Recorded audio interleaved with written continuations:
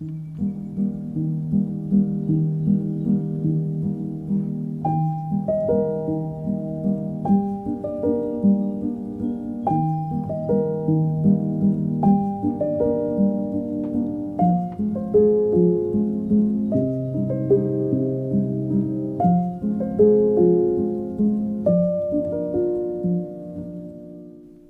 day, my family and I had eaten our lunch outside on the patio.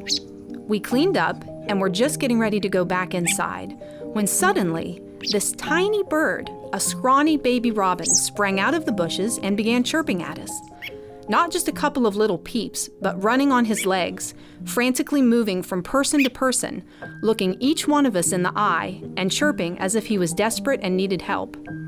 We had never seen a wild animal act like this, much less a bird. We were absolutely stunned and didn't know what to do. The weather had been unusually hot and dry, and we thought perhaps he might be thirsty. We put some water in a bottle cap for him, but he ignored it. His desperate chirping began to intensify, and he followed us from place to place, frantically trying to get our attention. On a whim, we got a shallow bowl of water and put it near him. To our complete astonishment, he became interested right away, and within a few seconds, clumsily fell into the water and drank and took a long bath as we sat speechless right beside him. At that point, we knew something wondrous and remarkable was happening, but we never could have guessed just how incredible and transformative the next 3 weeks would be for him and for us.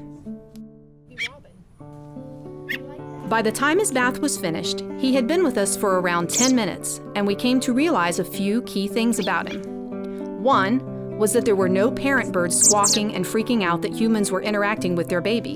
In fact, a quick glance around our yard yielded no other robins at all. Another striking thing about Chirps was that he always wanted to be on us or right beside us. If we walked somewhere, he followed. If we went inside, he would flutter at the windows. Lastly, he appeared to be perfectly healthy. He wasn't injured, wasn't sick, and most importantly, he was fully capable of flight.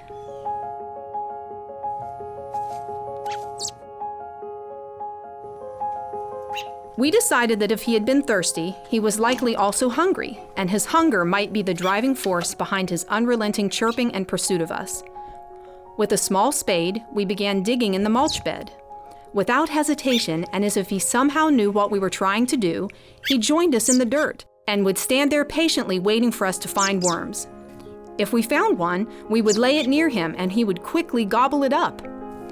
Frequently, after eating, very much like a human baby, he would drift and doze off to sleep. All of this right in our presence and frequently even on our arms or laps. Absolutely surreal.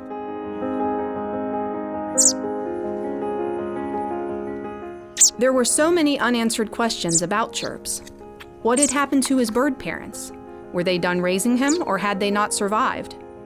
If he was struggling to live in the harsh drought conditions, what made him, a wild animal, able to seek out help from us? Why did he seem so tame when he had never had previous contact with other human beings?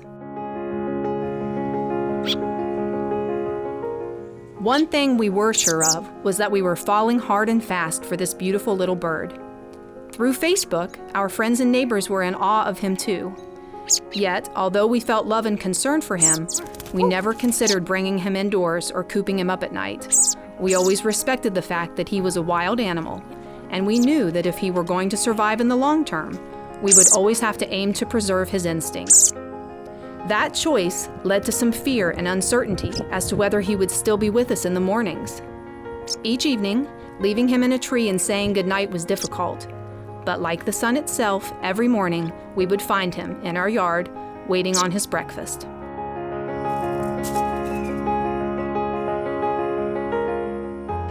Speaking of his breakfast, digging enough worms to keep him satisfied was becoming impossible.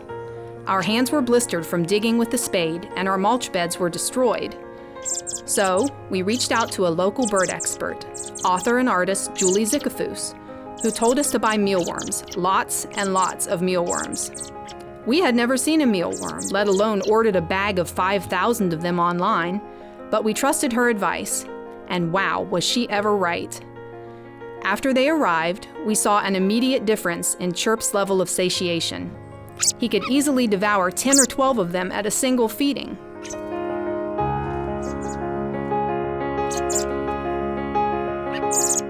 By that point, our daily routine with Chirps was well established. We felt very committed to him and canceled all but our essential activities. We spent our days offering mealworms at regular intervals and keeping his bowl of water filled and clean, but also hanging back and watching him begin to find food on his own. A dependable food source, the mealworms, meant that his growth exploded. He grew bigger and stronger. He could fly high into the trees now and much farther distances too. His visits with us, though frequent, were brief, and he no longer wanted to be on our arms or laps. Still though, what an absolute joy he was to behold.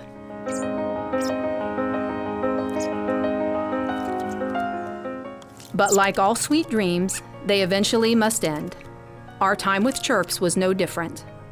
One August day, he flew near, but didn't eat or visit. He swooped down so that we could see his speckled chest and were sure it was him, and then he joined the tribe of other robins feasting in the fruit trees. Broken-hearted, we wrote once again to Julie, who replied, "He's in college now, going to the freshman mixers in the berry patches and the cherry trees. This is his destiny." This was it, yes. The undefined and unspoken landing place we had been helping him toward all along. His destiny.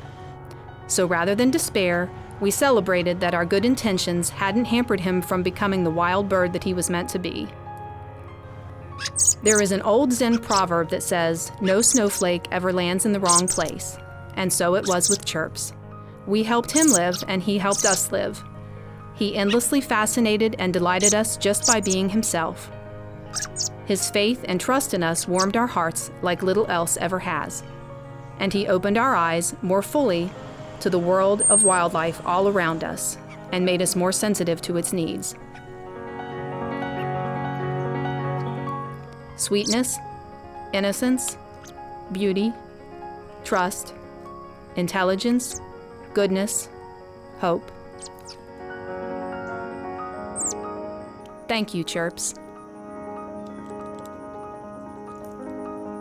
Thank you.